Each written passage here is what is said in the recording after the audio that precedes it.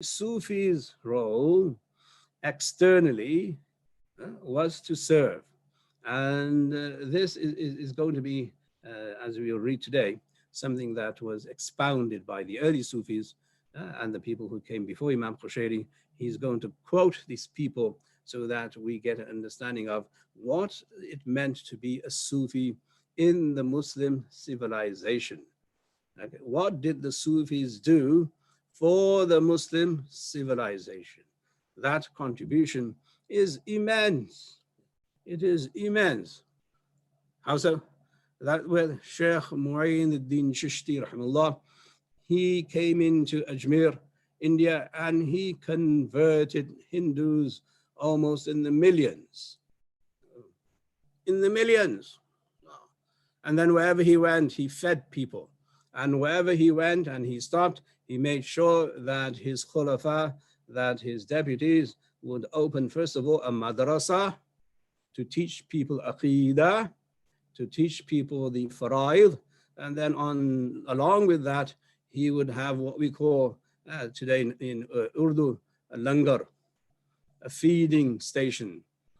That they will always have a place where poor people would come and eat. And this has been a tradition everywhere you go, mashallah. Even today in India, Pakistan, Bangladesh, wherever you go, where there are Sufis, there's going to be a langar. There's going to be a place where people will be eating, and the Sufis will feed and feed and feed. That's just who they are. This is public service. Okay?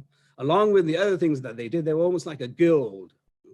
They became a guild. So it was a trademark that if you were a Sufi, then first of all, you were excellent in theology, kalam. You knew your fiqh, right? And then you fed people. You did community service. This is how the Sufis were able to do what they were doing.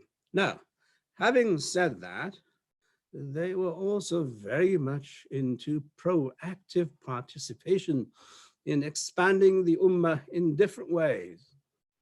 One of Shaykh Abdul Qadir Jilani's students is Nuruddin Zanji. Nuruddin's immediate student is none other than Sultan Salahuddin Ayyubi.